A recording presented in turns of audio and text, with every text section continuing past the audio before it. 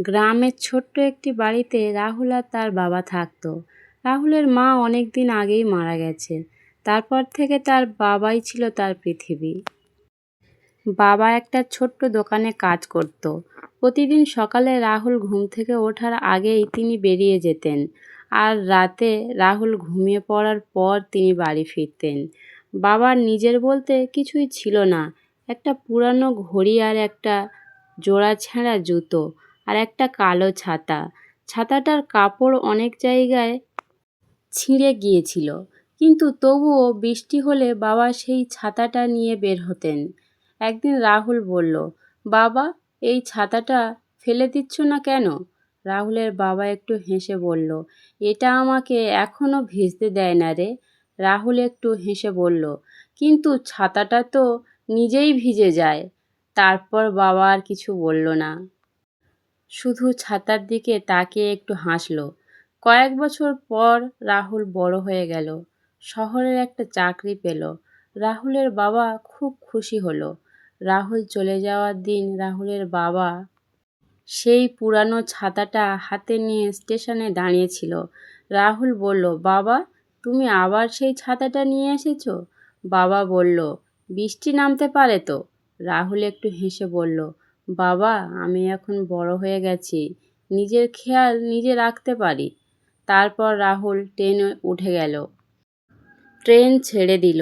বাবা কিছুক্ষণ প্ল্যাটফর্মের উপর দাঁড়িয়ে রইল, হাতে একটি পুরানো ছাতা। তারপর সময় যেতে লাগলো।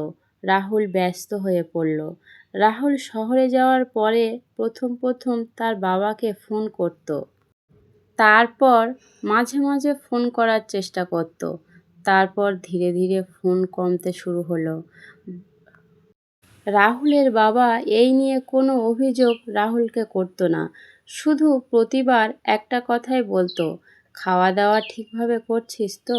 রাহুল বলতো, হ্যাঁ বাবা, তুমি একদম চিন্তা করো না। একদিন প্রচণ্ড বৃষ্টির সময় রাহুল তখন অফিসের কাজ করছে। হঠাৎ তার ফোনটা বেজে উঠল। বাড়ির পাশের এক প্রতিবেশী ফোন করেছে। তার কণ্ঠটা একটু আলাদা রকম। সে বলল, বাবা রাহুল, তুমি তাড়াতাড়ি বাড়ি এসো, তোমার বাবাকে হসপিটালে নিয়ে যাচ্ছি। রাহুল সব কাজ ফেলে দৌড়ে আসলো, কিন্তু আস্তে আস্তে অনেক দেরি হয়ে গেছে। রাহুল যখন পৌঁছালো তখন রাহুলের বাবা মারা গেছে। তারপরেই রাহুল তার বাবার শেষকৃত্য কিছুদিন ভিতরে শেষ করলো। রাহুল তার বাড়িতে গুছানোর সময় সে তার বাবার বক্স খুলল।